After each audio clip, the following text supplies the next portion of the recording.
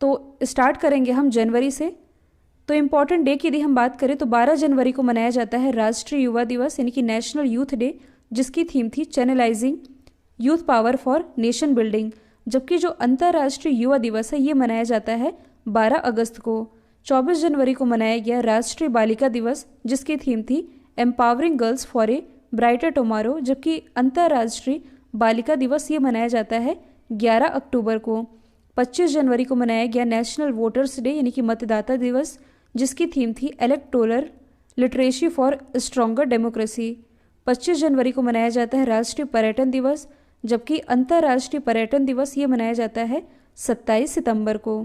तो अब हम डिस्कस कर लेते हैं अपॉइंटमेंट के बारे में। झारखंड के नए मुख्यमंत्री के तौर पर किसने शपथ ली है? तो देखिए इसी साल मतलब कि जनवरी 2020 में ही जो हेमंत सोरेन है ये बन गए हैं झारखंड के नए मुख्यमंत्री। यदि हम बात करें इसकी कैपिटल की तो ये है रांची। मुख्यमंत्री बने हैं हेमंत सोरेन और यहाँ की जो राज्यपाल है इनका नाम है द्रौपदी मुर्मू। इसी साल झारखंड गवर्नमेंट के द्वारा मीठी क्रांति योजना की भी शुरुआत की गई है, जो कि मधुमक्खी पालन से रिलेटेड है। किसे ईरान का नया कमांडर नियुक्त किया गया है? तो देखिए कासिम सुलेमानी की मौत के बाद जो इस्माइल कानी है ये बन गए हैं ईरान के नए कमांडर। यदि हम बात करें ईरान की तो कैपिटल है तेहरान, करेंसी तो ये है ईरानी रियल। किसे पुर्तगाल का प्रधानमंत्री चुना गया है? तो पुर्तगाल के दोबारा से प्राइम मिनिस्टर चुने गए हैं एंटोनियो कोस्टा। यदि हम बात करें पुर्तगाल की तो कैपिटल है लिस्बन, करेंसी है यूरो। रशिया के प्राइम मिनिस्टर कौन बने हैं? तो हाल ही में रूस के नए प्रधानमंत्री बनाए गए हैं मिखाइल मिशुस्टिन, जिन्होंने स्थान लिया है दमित्री मेदवेदेव का। यदि हम बात करें रशिया की तो इसकी कैपिटल है मॉस्को, करेंसी है रूबल, प्रेसिडेंट है व्लादिमीर पुतिन। देखिए 8 से 14 दिसंबर तक का मतलब कि दिसंबर माह का जो सेकेंड वीकली करंट अफेयर का वीडियो है ये अपलोड हो चुका है, लिंक डिस्क्रिप्शन बॉक्स में दी हुई है। ताइवान का राष्ट्रपति चुनाव किसने जीता है? तो ये जीत लिया है साई इंग वेंग ने। इसी के साथ ये ताइवान की दोबारा से राष्ट्रपति बन गई हैं। यदि हम बात करें ताइवान की तो कैपिटल है ताइपे, करेंसी तो ये है न्यू ताइवान डॉलर। तीरंदाजी एसोसिएशन ऑफ इंडिया के नए अध्यक्ष कौन बने हैं? तो ये बन गए हैं अर्जुन मुंडा। यदि हम बात करें आर्चरी एसोसिएशन ऑफ इंडिया की तो इसकी स्थापना हुई थी 1973 में, हेडक्वार्टर स्थित है नई दिल्ली में। कुछ दिन पहले मैंने आप लोगों को बताया है कि हाल ही में जो खेल मंत्रालय है इसके द्वारा तीरंदाजी को राष्ट्रीय खेल महासंघ के रूप में मान्यता भी दी गई है। हालांकि ये नवंबर या दिसंबर का क्वेश्चन है, तो जब हम नवंबर और दिसंबर का करंट अफेयर डिस्कस करेंगे तो इसे हम इसमें कवर कर लेंगे, क्योंकि ये हाल ही की न्यूज़ है और हम डिस्कस कर रहे हैं जनवरी के बारे में। भारतीय जनता पार्टी के नए अध्यक्ष कौन बने हैं? तो जनवरी में ही भारतीय जनता पार्टी के 11वें अध्यक्ष ये बन गए हैं जेपी नड्डा जी। हाल ही में पेप्सी के नए ब्रांड एम्बेसडर कौन बने हैं? तो ये बन गए हैं सलमान खान। हाल ही में जो रोहित शर्मा है ये ओकले जो कि एक आईवेयर ब्रांड है इसके ब्रांड एम्बेसडर बनाए गए हैं। ला लीगा जो कि एक स्पेनिश फुटबॉल क्लब है इसके ब्रांड एम्बेसडर बनाए गए हैं। हाल ही में जो आमिर खान है ये वेदांतु और सिएट टायर इसके ब्रांड एम्बेसडर बनाए गए हैं। अमिताभ बच्चन तो ये IDFC फर्स्ट बैंक के ब्रांड एम्बेसडर बन गए हैं। हाल ही में रियल मी के ब्रांड एम्बेसडर कौन बने हैं? तो ये भी बने हैं सलमान खान। सलमान खान पेप्सी और रियल मी दोनों के ही ब्रांड एम्बेसडर बनाए गए हैं। भारतीय पैरालंपिक समिति की नई अध्यक्ष कौन चुनी गई हैं? तो ये चुनी गई हैं दीपा मलिक। देखिए 2019 का जो राजीव गांधी खेल रत्न पुरस्कार है ये दिया गया था बजरंग पुनिया और दीपा मलिक, इन दोनों को ही दिया गया था। तो जो दीपा मलिक है ये राजीव गांधी खेल रत्न अवार्ड पाने वाली पहली पैरा एथलीट भी बनी है, जिन्हें भी हाल ही में भारतीय पैरालंपिक समिति की अध्यक्ष भी चुना गया है। 2021 में टोक्यो ओलंपिक में भारत के गुडविल एम्बेसडर कौन बने हैं? तो टोक्यो ओलंपिक जो कि 2021 में होने हैं इसमें भारत की तरफ से गुडविल एम्बेसडर ये चुने गए हैं सौरभ गांगुली जी, जो कि BCCI के 39वें क्रम के अध्यक्ष भी हैं। ऑनलाइन स्टडी पॉइंट के नवंबर मंथ की करंट अफेयर, जिसमें कि नवंबर मंथ के सभी current affair topic wise cover कराए गए हैं, इसकी लिंक डिस्क्रिप्शन बॉक्स में दी हुई है। हाल ही में अफगानिस्तान के दोबारा से राष्ट्रपति कौन बने हैं? तो ये बन गए हैं अशरफ गनी। यदि हम बात करें अफगानिस्तान की तो कैपिटल है काबुल, करेंसी तो ये है अफगानी और यहीं के दोबारा राष्ट्रपति बने हैं अशरफ गनी। खेलो इंडिया यूथ गेम्स का तीसरा संस्करण ये कहाँ संपन्न हुआ? तो देखिए, खेलो इंडिया यूथ गेम्स का जो पहला एडिशन है ये रहा था दिल्ली में, दूसरा रहा था पुणे में, तीसरा इसी साल संपन्न हुआ असम के गुवाहाटी में, और इससे जो नेक्स्ट होगा चौथा, यह आयोजित किया जाएगा हरियाणा में। भारतीय विज्ञान कांग्रेस का 107वां संस्करण ये कहाँ आयोजित किया गया? तो ये आयोजित किया गया बेंगलोर में, जिसकी थीम थी ग्रामीण विकास के लिए विज्ञान और प्रौद्योगिकी, यानी कि science and technology for rural development. तो ये तो है इसका 107वां संस्करण।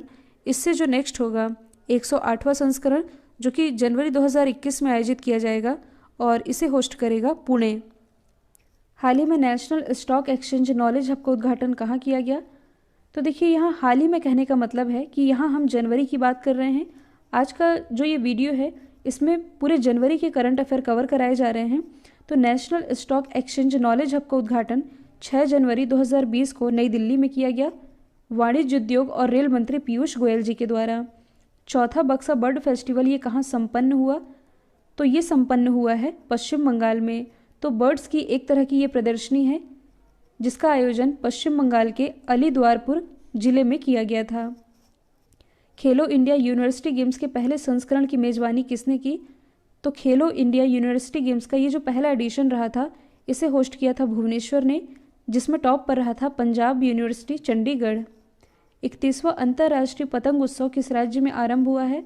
तो देखिए, ये जो अंतर्राष्ट्रीय पतंग फेस्टिवल है ये मनाया जाता है गुजरात में, और 31वां अंतर्राष्ट्रीय पतंग फेस्टिवल ये संपन्न हुआ गुजरात के अहमदाबाद में।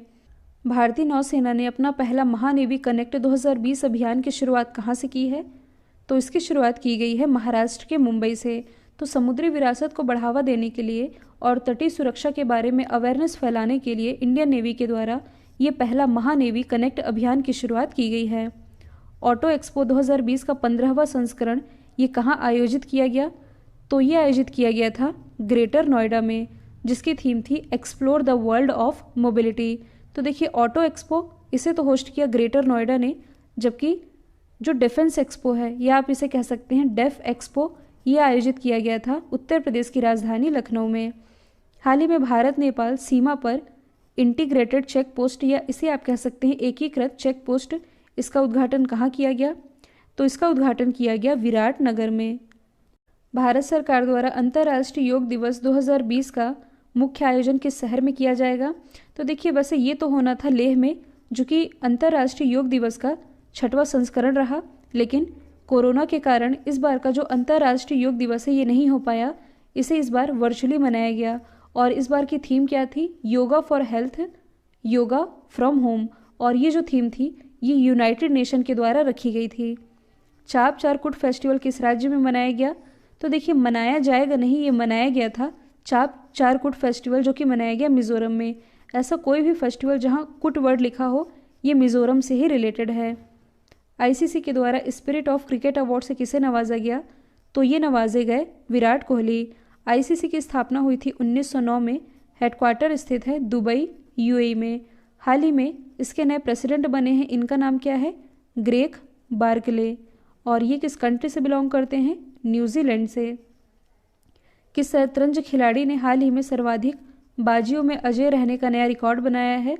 तो हाल ही में मतलब कि जनवरी में ही सर्वाधिक बाजियों में अजय रहने का रिकॉर्ड ये बनाया है मैग्नस कार्लसन ने, जो कि विश्व के प्रसिद्ध शतरंज खिलाड़ी हैं और ये बिलोंग करते हैं नॉर्वे से। हाल ही में बीसीसीआई के पॉली उमरीगर अवार्ड से किसे नवाजा गया? तो ये नवाजे गए हैं जसप्रीत बुमराह। बीसीसीआई की स्थापना हुई थी 1928 में, हेडक्वार्टर स्थित है मुंबई महाराष्ट्र में। अध्यक्ष तो अभी मैंने बताया है, ये है सौरभ गांगुली जी, जो कि बीसीसीआई के 39वें क्रम के अध्यक्ष हैं, और सेक्रेटरी भी बनाए गए हैं। इनका नाम क्या है? जय शाह, जो कि अमित शाह जी के बेटे हैं। हाल ही में एक ओवर में 6 छक्के मारने वाले विश्व के 7वें बल्लेबाज कौन बने हैं? तो देखिए, एक ओवर में 6 छक्के मारने वाले विश्व के 7वें बल्लेबाज ये बन गए हैं लियो कार्टर, जो कि बिलोंग करते हैं न्यूजीलैंड से।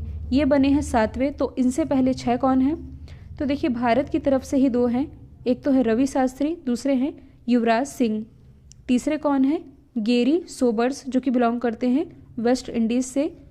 चौथे हैं हर्षल गिब्स, जो कि बिलोंग करते हैं साउथ अफ्रीका से। 5वें हैं रॉस वाइटली जो कि बिलोंग करते हैं इंग्लैंड से। 6वें हैं हजरतुल्ला जजई जो कि बिलोंग करते हैं अफगानिस्तान से। और अब 7वें बन गए हैं न्यूजीलैंड के लियो कार्टर। हाल ही में किस राज्य के द्वारा जल साथी कार्यक्रम की शुरुआत की गई? तो इसकी शुरुआत की है ओडिशा ने। तो पानी की गुणवत्ता में जांच के लिए और नए पानी के कनेक्शन प्रोवाइड कराने के लिए ओडिशा ने जल साथी कार्यक्रम की शुरुआत की है।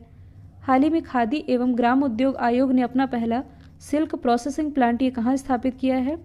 तो ये स्थापित किया है गुजरात में। गुजरात में भी कहाँ? गुजरात के सुरेंद्र नगर में। किस राज्य ने साइबर सेफ वुमेन की शुरुआत की है? तो साइबर सेफ वुमेन पहल की शुरुआत की गई है महाराष्ट्र गवर्नमेंट के द्वारा। तो महिलाओं को लेकर के साइबर सुरक्षा के प्रति अवेयरनेस फैलाने के लिए महाराष्ट्र गवर्नमेंट ने इस पहल की शुरुआत की है। किस हवाई अड्डे पर महिलाओं के लिए टैक्सी सेवा देने की शुरुआत की गई है? तो देखिए सिर्फ महिलाओं के लिए सेवा की शुरुआत है, ये की गई है इंदिरा गांधी इंटरनेशनल एयरपोर्ट के द्वारा जो कि स्थित है नई दिल्ली में। और यदि आप करंट से रिलेट करेंगे तो हाल ही में कोविड टेस्टिंग की फैसिलिटी देने वाला पहला एयरपोर्ट मतलब कि भारत का पहला एयरपोर्ट ये इंदिरा गांधी ही बना है। हाल ही में विदेश मंत्रालय के द्वारा किस प्रभाग की स्थापना की जाएगी? तो विदेश मंत्रालय ने नेक्स्ट नाम से एक नए प्रभाग की स्थापना की घोषणा की थी।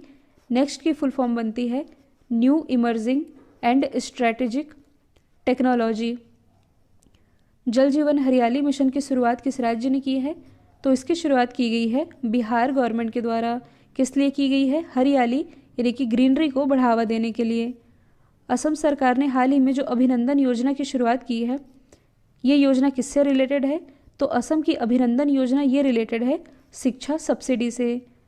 किस राज्य के मुख्यमंत्री ने अम्मा वोडी योजना की शुरुआत की है? तो इसकी शुरुआत की गई है आंध्र प्रदेश गवर्नमेंट के द्वारा। और इस योजना के अंतर्गत कक्षा 1 से कक्षा 12वीं तक में पढ़ने वाले स्कूली बच्चों को जो कि गरीबी रेखा से नीचे जीवन यापन करते हैं, इन्हें 15,000 रुपये ईयरली प्रोवाइड कराएगी आंध्र प्रदेश गवर्नमेंट।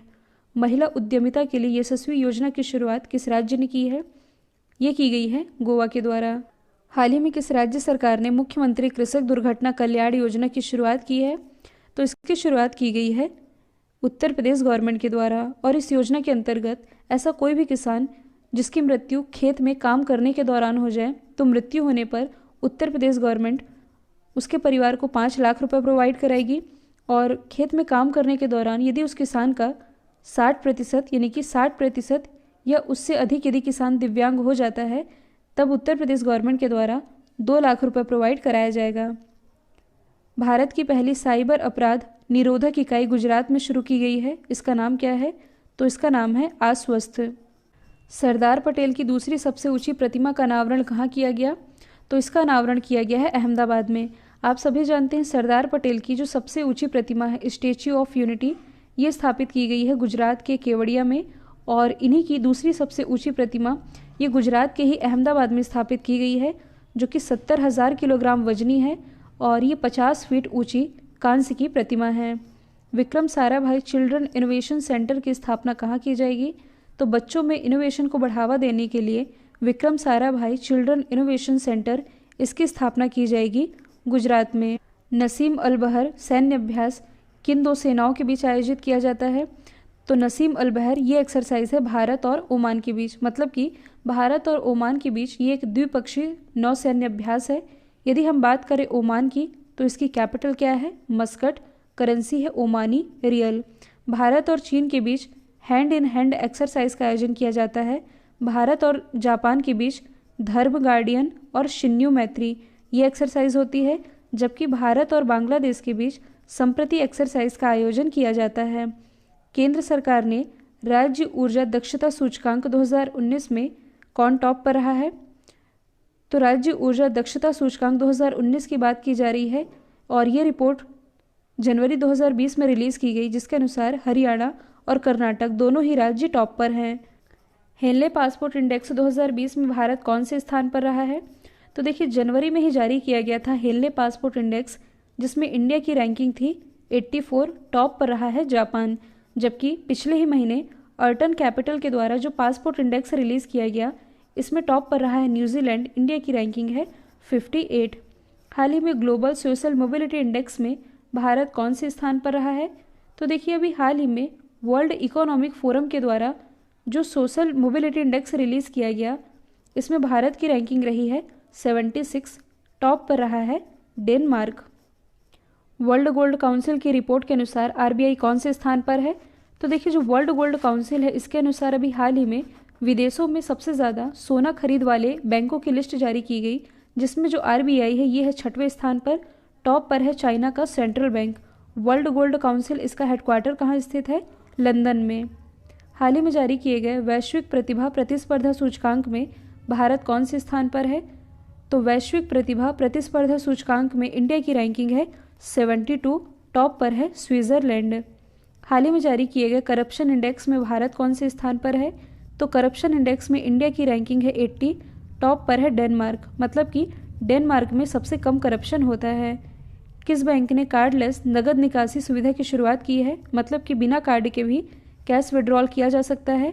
इस फैसिलिटी की शुरुआत की गई है आईसीआईसीआई बैंक के द्वारा, और पिछले ही महीने यानी कि नवंबर 2020 में ही इसी आईसीआईसीआई बैंक ने कार्डलेस ईएमआई सुविधा की भी शुरुआत की है। हाल ही में भारत ने किस देश के साथ AK-203 असॉल्ट राइफल के लिए MOU पर हस्ताक्षर किए हैं? तो AK-203 असॉल्ट राइफल ये रिलेटेड है रशिया से, और एक मिसाइल है जिसका नाम है S-400 मिसाइल, ये भी रशिया से ही रिलेटेड है। किस राज्य में भारत के पहले मानव अंतरिक्ष उड़ान प्रशिक्षण केंद्र की स्थापना की जाएगी? तो इसकी स्थापना की जाएगी कर्नाटक में। कर्नाटक की जो राजधानी है बेंगलोर, यहाँ इसकी स्थापना की जाएगी। इसी बेंगलोर में कुछ समय पहले ही भारत की पहली गर्ल्स फुटबॉल एकेडमी, इसकी भी स्थापना की गई है। कौन सा एयरक्राफ्ट कैरियर पर उतरने वाला पहला स्वदेशी लड़ाकू विमान बना है? तो ये बन गया है तेजस। यहाँ से आप ये भी याद रखेंगे कि जो रक्षा मंत्री है राजनाथ सिंह जी, ये तेजस विमान की यात्रा करने वाले, मतलब कि इसमें उड़ान भरने वाले पहले रक्षा मंत्री भी बन गए हैं। दृष्टिबाधित लोगों को मुद्रा की पहचान करने में आसानी हो, इसके लिए आरबीआई ने कौन सा एप्लीकेशन लॉन्च किया है? तो आरबीआई ने लॉन्च किया है मनी एप्लीकेशन, जिसकी फुल फॉर्म बनती है mobile aided note identifier. Reliance industries limited ने किस नाम से ऑनलाइन ग्रोसरी स्टोर लॉन्च किया है? तो रिलायंस इंडस्ट्रीज ने जियो मार्ट के नाम से ऑनलाइन ग्रोसरी स्टोर लॉन्च कर दिया है। हाल ही में रेल मंत्री पीयूष गोयल जी के द्वारा किस वर्ष तक भारतीय रेल के 100% विद्युतीकरण हो जाने की घोषणा की गई है?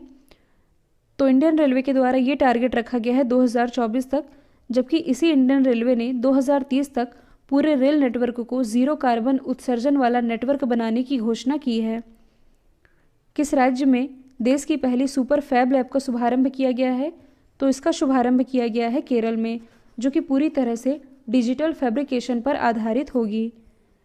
किस देश ने गजनवी मिसाइल का सफलतापूर्वक परीक्षण किया है? तो पाकिस्तान के द्वारा गजनवी मिसाइल का सफलतापूर्वक परीक्षण किया गया है। भारत की पहली जलमग्न मेट्रो यानी कि अंडर वाटर मेट्रो ये किस राज्य में तैयार की जा रही है? तो ये तैयार की जा रही है पश्चिम बंगाल में। पश्चिम बंगाल के कोलकाता में इसकी शुरुआत की जाएगी। हाल ही में इसरो ने अंतरिक्ष मिशन पर भेजे जाने वाले पहले अर्धमानव रोबोट का अनावरण किया है। इसका नाम क्या है? तो इसका नाम है व्योममित्र। इसरो की स्थापना हुई थी 1969 में। हेडक्वार्टर स्थित है बेंगलोर कर्नाटक में। इसके जो अध्यक्ष है इनका नाम है के सिवान।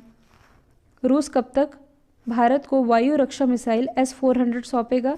तो अभी मैंने बताया था S-400 मिसाइल ये रशिया से रिलेटेड है, तो इसकी पहली डिलीवरी तो रशिया ने पूरी कर दी है। इसकी जो पूरी डिलीवरी है ये रशिया 2025 तक पूरी करेगा। हाल ही में सुखोई विमान के पहले स्क्वाड्रन को किस सेना में शामिल किया गया है? तो ये शामिल किया गया है भारतीय वायुसेना में। प्रेजेंट टाइम में भारतीय वायुसेना के प्रमुख कौन है? RKS भदौरिया। उप प्रमुख है HS अरोड़ा। हाल ही में किस देश ने 50 पेंस का ब्रेग्जिट स्मारक सिक्का रिलीज़ किया है? तो ये रिलीज़ किया गया है ब्रिटेन के द्वारा। तो देखिए इसी साल की बात है, मतलब कि 31 जनवरी 2020 को जो ब्रिटेन है ये यूरोपीय यूनियन से अलग हो चुका है। यूरोपीय यूनियन, इसमें पहले 28 कंट्रीज़ थी। ब्रिटेन के अलग होने के बाद अब इसमें 27 कंट्रीज़ हैं। तो कहा यह जा सकता है कि यूरोपीय यूनियन से अलग होने वाली पहली कंट्री ये ब्रिटेन बना है, और इससे अलग होने के बाद ब्रिटेन ने 50 पेंस का ब्रेग्जिट स्मारक सिक्का भी रिलीज़ किया था। किस दिग्गज कंपनी ने 2030 तक कार्बन उत्सर्जन में कटौती करने का फैसला किया है? तो ऐसा फैसला किया गया है माइक्रोसॉफ्ट के द्वारा। माइक्रोसॉफ्ट की स्थापना हुई थी 1975 में। बिल गेट्स और पॉल एलन ने इसकी स्थापना की थी। पॉल एलन, जिनका पिछले ही वर्ष निधन हुआ है। और माइक्रोसॉफ्ट के सीईओ कौन है? तो ये है भारतीय मूल के सत्या नडेला जी। किस भारतीय उद्यमी को ऑस्ट्रेलिया के highest civilian honour order of Australia से नवाजा गया? तो ये नवाजी गई हैं किरण मजूमदार शॉ। और ऑर्डर ऑफ ऑस्ट्रेलिया पाने वाली ये चौथी भारतीय बन गई हैं। तो इनसे पहले 3 कौन हैं? तो देखिए, पहली तो हैं मदर टेरेसा, दूसरे हैं सोले सोरभ जी, जो कि भारत के पूर्व अटॉर्नी जनरल रह चुके हैं, तीसरे स्थान पर रहे हैं सचिन तेंदुलकर, और अब ये चौथी बन गई हैं किरण मजूमदार शॉ, जो कि बायोकॉन की संस्थापक हैं। CK Nayudu life time achievement award से किसे नवाजा गया? तो ये नवाजे गए हैं के श्रीकांत और अंजुम चोपड़ा, यानी कि बोथ ए एंड बी। हाल ही में स्वच्छ दर्पण पुरस्कार 2019 से किसे सम्मानित किया गया? तो जनवरी 2020 में स्वच्छ दर्पण पुरस्कार 2019 से सम्मानित किया गया है पुरी को, जो कि ओडिशा में स्थित है। और क्यों सम्मानित किया गया है? प्लास्टिक कचरे के प्रबंधन के लिए। 29वां सरस्वती सम्मान से किसे सम्मानित किया गया? तो देखिए, 29वें सरस्वती सम्मान 2019 से सम्मानित किए गए हैं वासुदेव मोहे, इनकी रचना चेक बुक के लिए। जबकि जो नासिरा शर्मा है, नासिरा शर्मा, इन्हें व्यास सम्मान 2019 से नवाजा गया, इनकी रचना कागज की नाव के लिए। तो दोनों ही आप याद रख सकते हैं। तो देखिए, आज की इस वीडियो में हम जनवरी के 70 क्वेश्चन करंट अफेयर के डिस्कस कर चुके हैं। अब इसका जो नेक्स्ट पार्ट होगा फरवरी का, इसमें ये ज़रूरी नहीं है कि हम केवल 70 क्वेश्चन डिस्कस करें, हो सकता है कि इससे ज़्यादा भी हो सकते हैं। तो इसका नेक्स्ट पार्ट जल्द ही अपलोड किया जाएगा। तो यदि वीडियो आप लोगों को पसंद आया है तो इस वीडियो को लाइक कीजिए, एटलीस्ट एक स्टडी रिलेटेड ग्रुप में शेयर करना बिल्कुल मत भूलिएगा। तो आज के लिए इतना ही। Thank you so much.